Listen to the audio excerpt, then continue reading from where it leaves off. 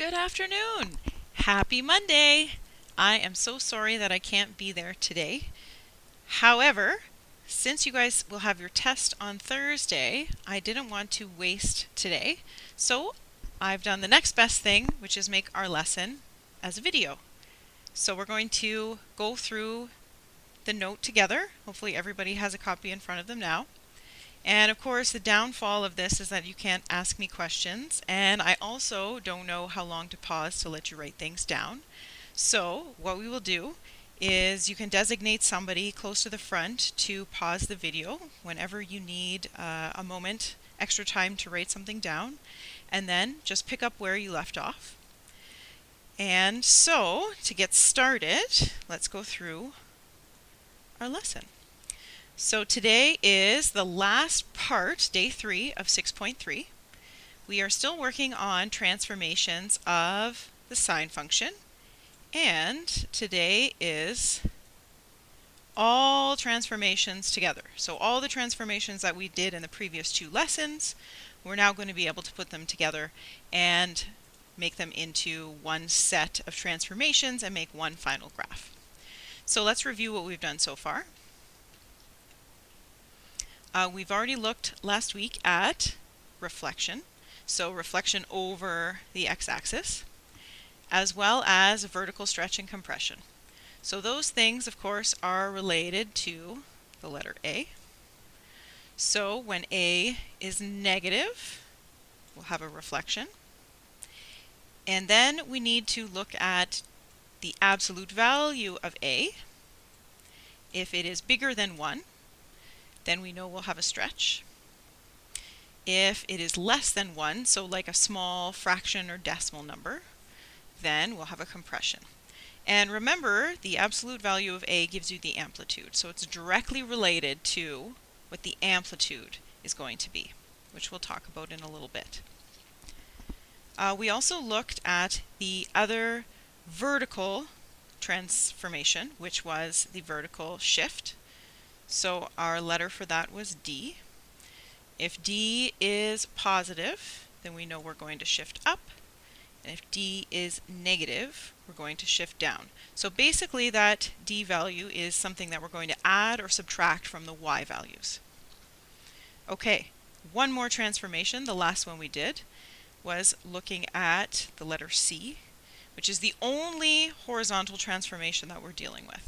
So that involves moving to the left or right. Be very careful about the sign. The sign here, I don't know if you can see yellow. The negative there is part of the equation itself.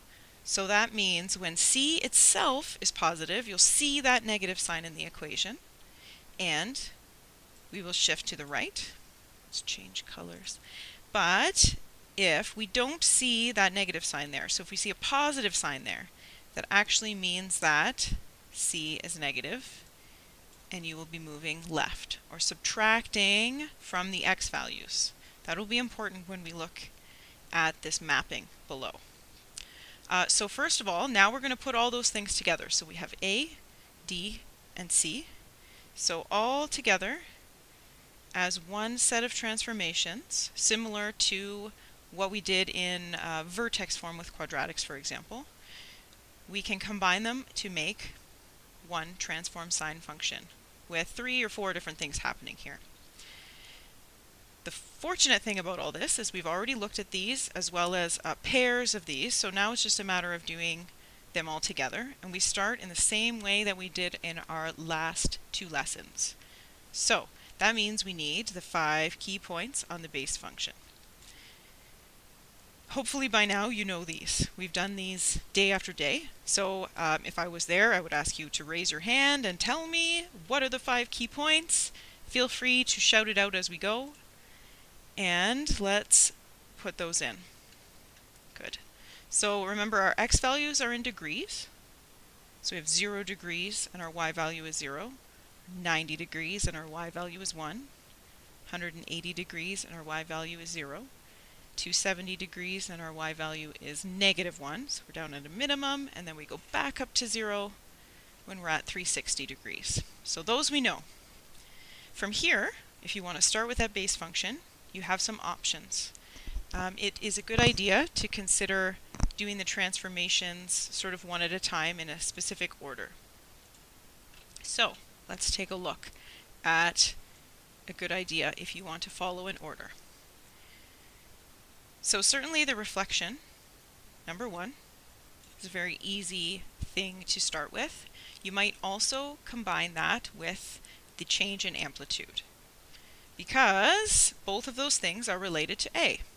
So remember, if A is negative, you have that reflection, and then it's a matter of looking at sort of the size of A to decide whether we have a stretch or compression. So if you want to do those two in one step, it wouldn't be too difficult. Remember, you just go down to that minimum value first and then up to the maximum after, if you had a reflection in there, which you might not, in which case you could skip one entirely. Okay, so that's 1 and 2. Reflect and then stretch or compress, which will change the amplitude. From there, we have a possible vertical translation, either up or down, depending on the sign of D. So it's easy to do that one next. We've done those 3 in a row together, stretching or compressing and then also moving up or down. You can do that pretty quickly. And then it's a suggestion to save the horizontal translation for last. It's the hardest one because we're moving left or right, so we have to move those x values. So you might want to take the intermediate graph you got at step number 3, translate it right or left after that. Or something new that you might find easier is to apply what's called a mapping to your points. So this might look unusual at first, but I'll put some stars around it. It's very easy to use once you get used to it. You can see your 5 points and where you need to put them right away with just a little bit of calculation. So just to clarify, we have obviously a start, xy points. Those are all of your base function points. See those points right there. Okay, so for each pair of points, you want to take, for example, change colors here, take the x value.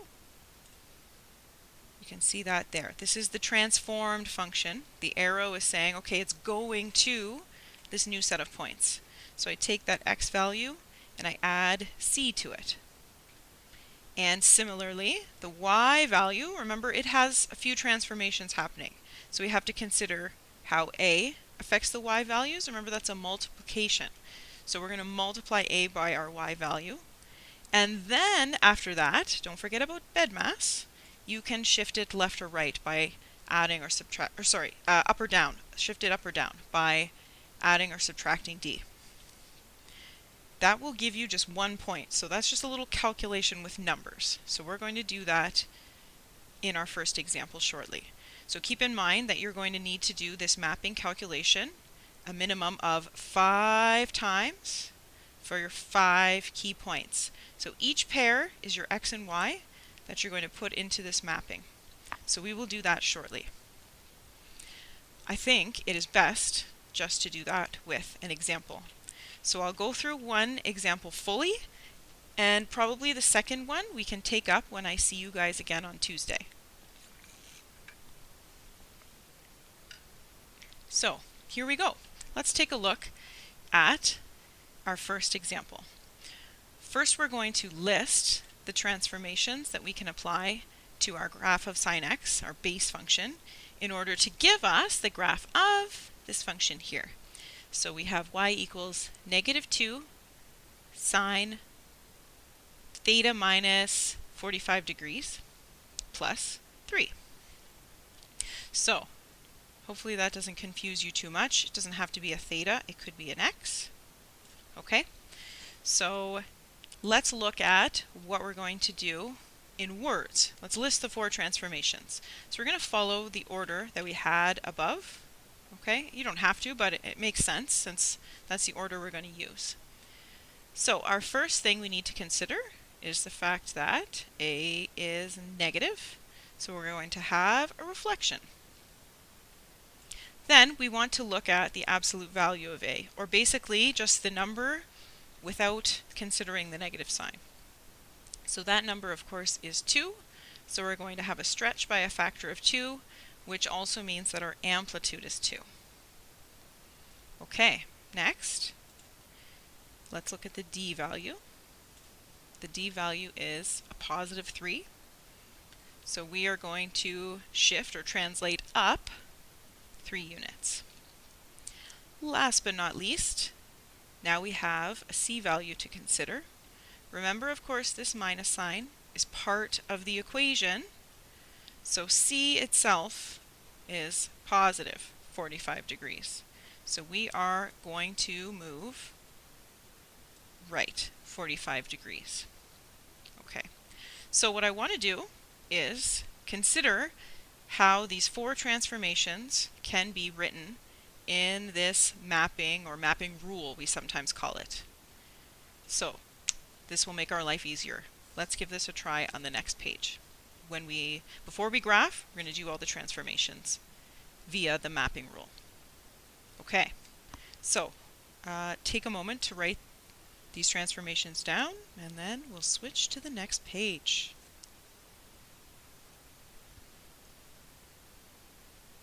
Okay, pause the video if you need to, otherwise let's go. Okay, so here is the rule. I have taken all the information from the previous slide. So remember, C was positive 45. A was negative 2. And D was positive 3. So the C value only affects the X. It's going to move them all to the right, 45 as we said.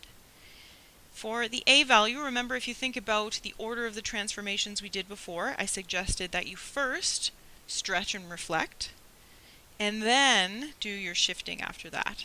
So we're going to multiply the Y values by negative 2, and then we're going to move them up. So basically adding 3.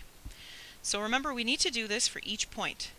So let's take a look at our first point. Obviously, X is 0 degrees, Y is 0. Okay, so what are we going to do? That means that in place of X, I need to put 0 degrees here, and in place of Y, I need to put just a 0 here. So think about how that would look for a second, and then I will reveal, and then we'll simplify.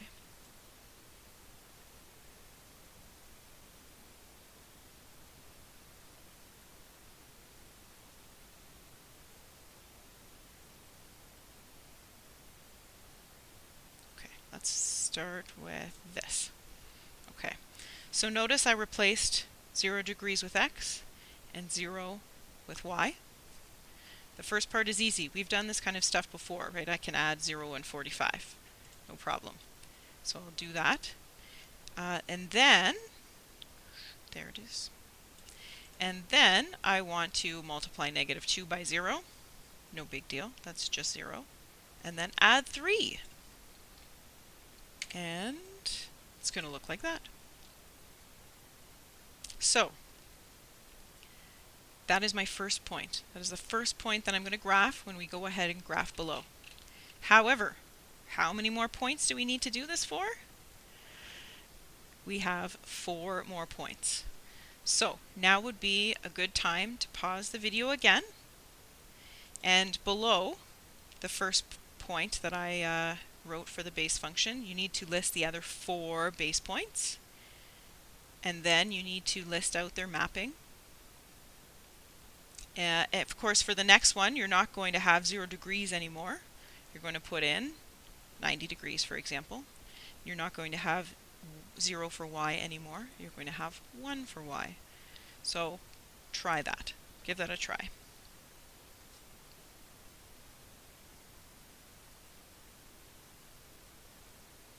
So hopefully we're coming back now and we're taking a look at our values. Let's see. So my next base point, of course, 90 degrees and 1. Substitute, and using careful order of operations, just evaluate. So obviously X is just 90 plus 45 degrees. The Y value is negative 2 times 1, So negative 2 plus 3 is just 1. Okay, so again, if you need more time to pause, go ahead. I'm just going to click these forward so that we can keep moving. So I have my third point, then I have my fourth point, then I have my fifth point. Certainly from here, if not already, you would be able to answer the, or fill in the values in this box on the right. However, I'm going to do the graph first, and then we're going to come back and fill that in. Okay. So now I have my 5 transformed points. These are the 5 that I want to start with on my graph. So normally we would start with the base function of sine. Obviously it's pretty hard for me to do a lot of graphing in this video right now, so if you want to start with the base function of sine, you can. Otherwise, let's just go right into the transformations. So my first point needs to be at 45 degrees and 3. So I find 45 and go up to 3. Should get a point there. There's my first point. Beautiful. Okay, my next point, 135 degrees and 1. So we're going to about here. 225 and 3. So again, I should know where my next point is because it's going to be along that axis. My next point is going to be a maximum. So remember we had a reflection, so we went to a minimum, back to our axis, and now we're going up to our maximum. So I have almost a full cycle now. I have 1 point left, so I can go ahead and plot that as well. So there is one beautiful cycle of sine. I have no idea how this is going to work with me trying to graph this with my mouse, so bear with me here.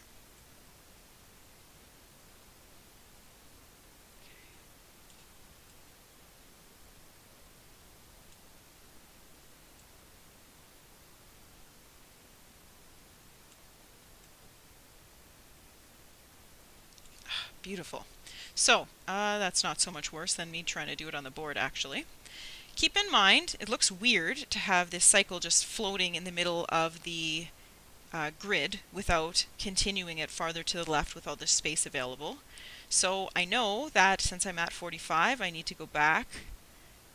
45 would be at 0, and another 45 would put me at negative 45, and I know I'm going to have another point. Obviously going to be a maximum. I've got it there. There it is. Okay, so I can continue that as well. Make my last beautiful cycle. Now, normally I would also, let's finish that. Normally I would also put the equation name on here as well. It's pretty hard for me to do that with my mouse, so just keep in mind, obviously it is this function that we started with. And then we have a completed graph. All the transformations done at once without having to do all the intermediate graphs. Keep in mind, if you're finding this mapping rule to be not the way that you think about this, you're more than welcome to start with the base function and do 1 or 2 transformations at a time until you finally arrive at this one. You do not have to do them all at the same time. So, again, this might be a good time to pause, maybe even back up if you needed to see those values again, or you need more time to plot your own grid. Feel free to pause anytime. I think that I will, oh wait, we have one more thing to do here. I will do this box as well, okay? So hopefully you can see the answers to these. First we have, of course, the period. Now, if you recall from our previous lessons, none of these transformations are going to affect the period. So for a sine function, we already know the period is going to be 360 degrees. You can just put the symbol, but that was hard for me to type, so I wrote the word. Reflection, I think it's safe to say, since we had this negative sign here, that we automatically know that there was a reflection, so that's an easy one as well. Amplitude. Remember, the amplitude comes from, let's see if I can write it, the absolute value of a, which is obviously 2. So you do not have to go and graph it or use any special equation to figure that out. You can see that directly from the equation that we're given. Remember that an equation for the axis of symmetry, or not symmetry, the equation of the axis is going to require an equation. So you need an equal sign there. It's always y, because it's not an axis of symmetry like the quadratics. It is an axis that is running horizontal to your graph. So y equals 3 in this case. Remember, you can also see this directly from this 3 here. So that's not a coincidence. The axis is usually at 0, but since we've moved up 3, it's at y equals 3. The max and the min, again, there's a number of ways you could get this. You can see this from the graph because you know that the axis is at 3. Or sorry, not from the graph. You can see this from the graph, but you can also see this from the equation because the axis is at 3. The amplitude is at 2. So you're going up 2 or down 2 anywhere. So I can take 3 plus 2 to get the max. I can take 3 minus 2 to get the min. Or of course I can see these from the graph itself. And the phase shift we've already done. We moved right 45 degrees. So let's let's pause here in case you need to write something down still.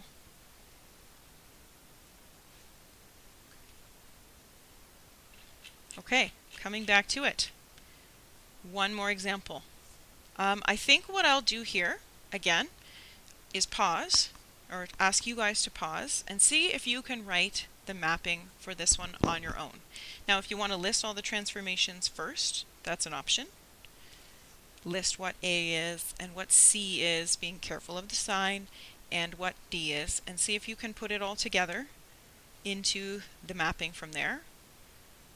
If you don't want to do the mapping, you could go directly back to this grid and apply the transformations one at a time from the base function of sine and see if you can come up with the graph. But I want to give you one more example of the mapping rule. So, again, pause, see if you can figure that out.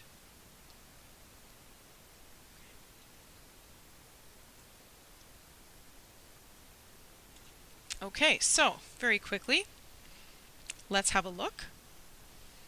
Remember, I'm starting with any xy value that's on the base function, any one I want.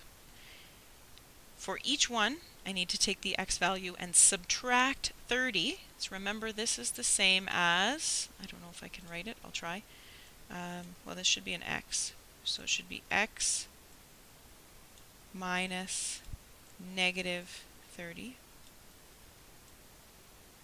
Oops, that's a 30. So my c value is negative 30. So that's why I have x minus 30 for the mapping, right? That's going to be subtracting 30 from each, 30 degrees actually, from each of the key points, each of the x values. Okay, the other stuff has to do with y. So you can see directly what a is. So I need to take a and multiply by 1/2, or, take y and multiply by 1/2, or divide by 2, whatever you want to call that. And lastly, so after I've shrunk them down, then I can move them down 2 more. So the compression shrinks them towards the x-axis, and then the minus 2 is a subtracting, so moving it down.